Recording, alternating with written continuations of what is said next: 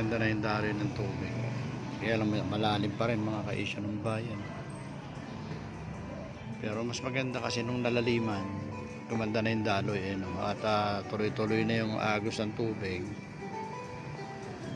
At may parte sa may banda road na yun. Pasok ka ron. Dati kasi abot na yan sa ibabaw ng gutter ng tubig. Kahit hindi umuulan noon kasi marami pataas pa yung lupa, yung putik. Pero ngayon tinawag medyo bumaba yung tubig dahil kahit medyo malalim yung tubig, medyo mababaw.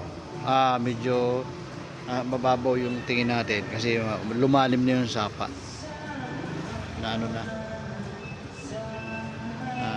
nahukay na.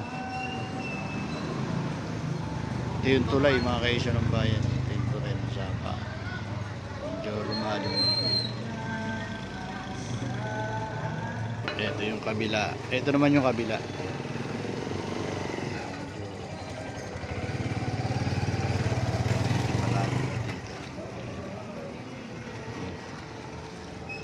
Maganda na yung agos ng tubig. Hindi katulad dati tiim yung tubig kasi dahil malalim yung burak. Maraming burak, maraming basura. Punong-puno ng basura ngayon. Nang mahukay na, gumanda na yung daloy ng tubig. Malalim na medyo maayos yung tubig.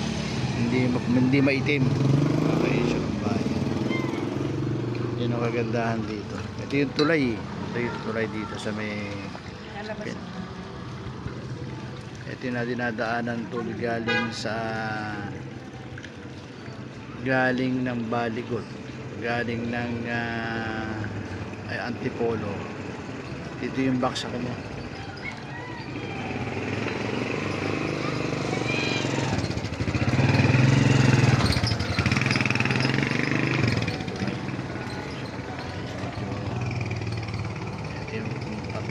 Yun yung baba.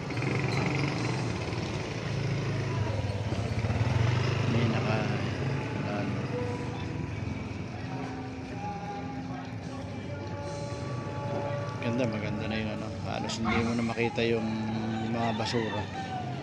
Pero hukayin pa rin daw to. Kaya inuna muna yung ibang lugar para halos makaagos yung tubig at ma-wash out yung mga basura may baba sa flood control. Malaki din itong ilog na to ayun siya ng bayan. Bukod pa yung isa, yung ilog ng Maningning na Creek, bukod pa tong ilog na to. Ito yung ito yung galing dito sa may Singer or galing dito sa may Sampalukan.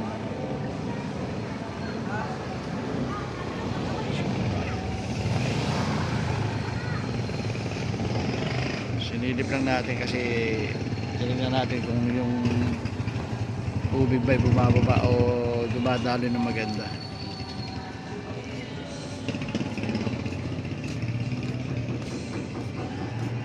Ito yung isa.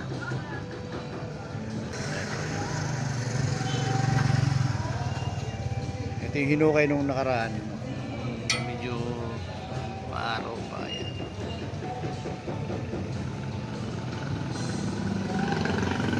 Dami-dami. Ito yung baba. Ay pa rin mga sampit-sampit ng basura din sa dapat talaga maging na tayo sa pagtatapon ng basura. Galing po sa taas yun yung mga basura na yan. Mga kaisyo ng bayan, yun ang medyo bago natin ngayon. Ang sapa malinis na, nakakadaloy na ng maayos ang tubig. Mga kaisyo ng bayan, marami. Yan, medyo maganda na lang dito. Mga kaisyo ng bayan, yan talagang ilog na ilog ang dating. Mga kaisyo ng bayan, ibaba po ito nung pinunta natin kanina. Ito po ibaba.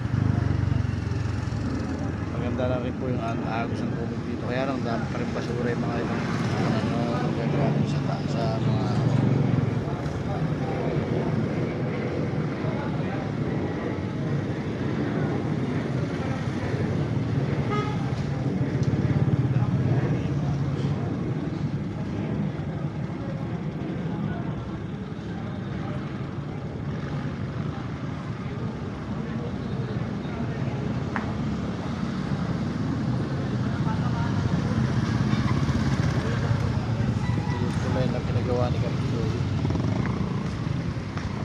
na rin po ito ng Santaan.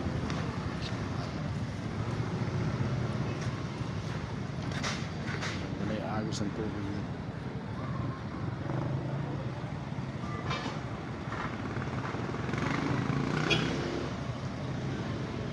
Mukhang matahimik na yung tubig, hindi managaslas. Ibig sabihin malalim to, malalim na yung ano. May ipo-ipo na kahit na pa paano may ipo-ipo na yan, lumalabas talaga yung tubig.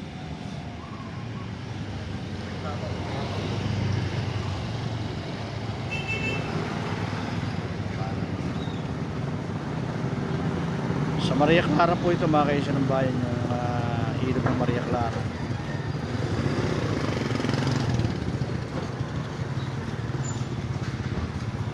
Tinutukan po natin nakaraan, malapad po yung sapa doon sa Maningning ngayon, Maningning Creek ang tawag po. 20 meters po ang lapad ito po, medyo makitid po ito pero maluwang, malalim na po ito. Mga 10 meters lang siguro to. Hindi po na, siguro mga ilang metro ang luwang nito.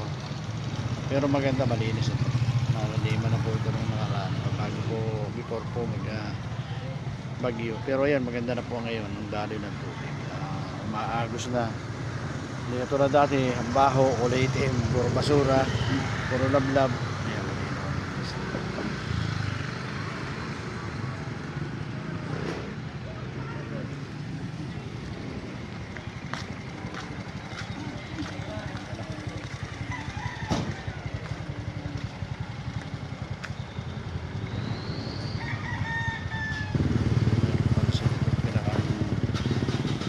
labahan sa gilid.